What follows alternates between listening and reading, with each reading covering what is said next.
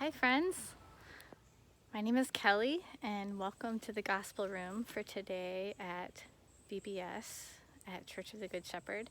Today we are talking about the word faithfulness, and we are in my backyard right now, and I wanted to introduce you to some of our friends in our backyard. So I'm going to take you back here and hopefully you'll be able to see our chickens. I'll go slowly so that you can see them from afar. And these girls are going to help us talk about faithfulness today. Hi, girls. They are excited to see you. So we're actually going to go in their coop and we'll try to keep them inside. Hi, girls. And the place where we are going is actually up this ramp, which is where they like to go in through that little door. It's the chicken door. I'm going to walk through the human door here. And I want to see if we have any friends. Oh, we do, guys. Look. Can you see them? Look, there's Charlene.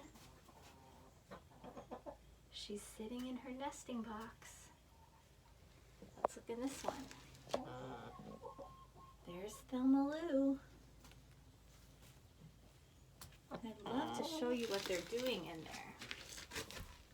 I'm going to reach under Charlene here and see if she is sitting on some eggs. Hi, Charlene. Oh, look, guys. Oh, they're still warm. Can you see those? Look, she was sitting on some eggs, keeping them warm. I'll give these back to her. And let's look at Thelma Lou in here and see if she's sitting on any eggs. Thelma Lou, you got any eggs under here? Oh, this one is brand new. It's still warm. I wish you could feel it. Maybe someday, huh? Let's put the egg back under you. You can have it back, Thelma Lou. We'll let you guys continue to nest on your eggs. We're actually going to go back out here. Let you see these girls again. We're going to come outside the coop. I can't believe there were so many eggs for you guys to see. So these girls are going to help us talk about faithfulness. So something that I think is important to understand with chickens is we love chickens and we love their eggs. But if a chicken gets scared, if there's a predator that comes nearby, one time there was a hawk that came and he actually landed right here on the mesh and was staring at the chickens. If that happens, these girls, they get really spooked and scared and they fly up and they flap their wings. And if they're on a nest of eggs, they leave their nest. They're so scared that they're just trying to get away. But I want to tell you about a different kind of bird that in that same situation would stay on her nest, that is so faithful, is so committed to her young that she will actually stay through things that will actually kill her. And this happened in Alaska one spring. There was a normal spring. The weather got warmer. She laid her eggs in a nest. And actually it was a lot of Canadian geese, lots of mothers, laid their eggs each in their own nests. And then the weather got unseasonably cool and it started to snow. And they stayed on their nest. Even though the snowflakes were coming down on their heads and the weather was colder and the wind whipped up, the geese stayed on their eggs. Well, it turns out that it was a blizzard and they ended up with 3 feet of snow. So 3 feet, that's like as tall as a 5-year-old. I mean, that's a lot of snow. And a goose is probably half that tall. So when the sun came out a few days later, after all of this snow, and the snow started to melt, what people found was that all of these mothers, all of these Canadian geese, stayed on their nest when the snow got up to their tummies, when the snow got up to their chest, when the snow got up to their neck, all the way until the snow covered their whole body. And they were willing to die to not leave their eggs. They wanted to stay and keep their eggs warm and protect their eggs. The Canadian goose is a beautiful example of faithfulness to us. Faithfulness can only really be proven when things get hard and when it would be easier to say, never mind, I'm not actually going to do that thing that I was responsible for, or that thing that I actually said I was going to do, or the promise that I made, or in the Bible, the word that they use is the covenant that I made.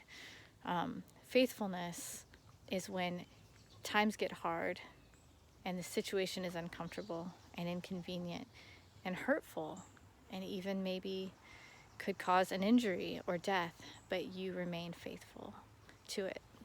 In our story today, Ruth was faithful to Naomi.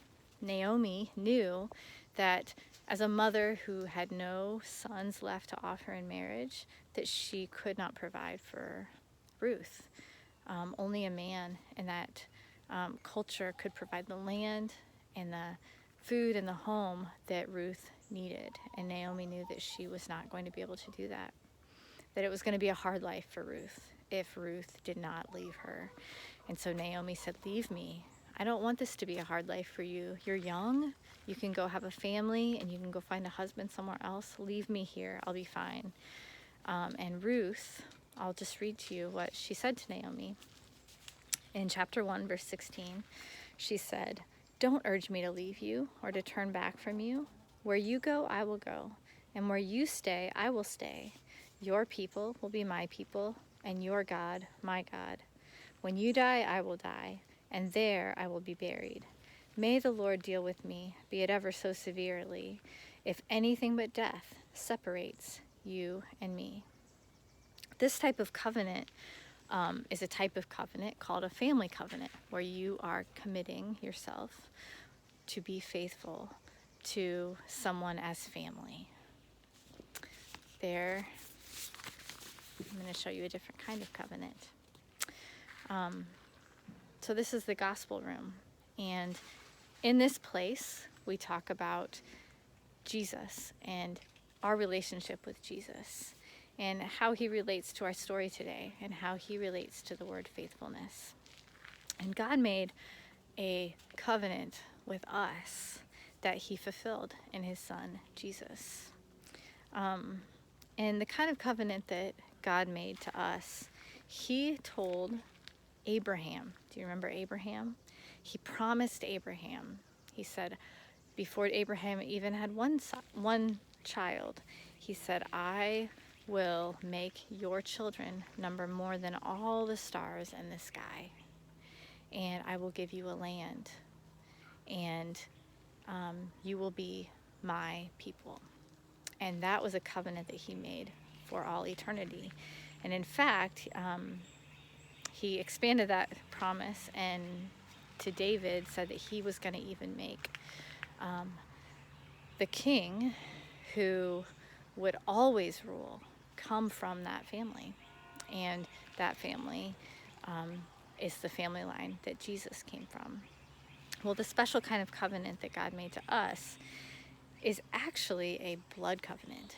And it's a covenant that is made where it says if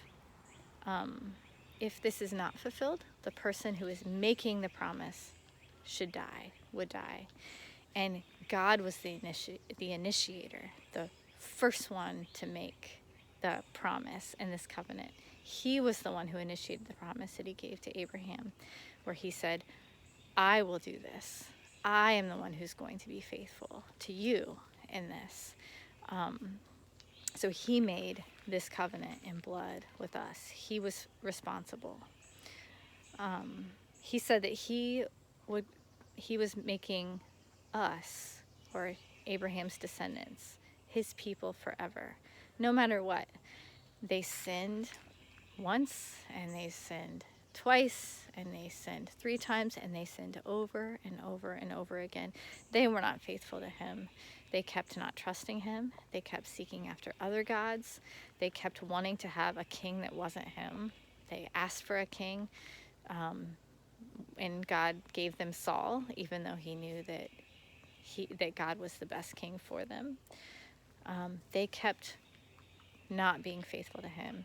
And the truth is, we also continue to not be faithful to him. The sin that is in our hearts is always pulling us to not be faithful to him, to not trust him as our king and as our provider, and as the one who protects us, and the one who cares for us and provides for us. We want to trust in other things to satisfy us and make us feel protected and safe instead of him. And God is still faithful to us.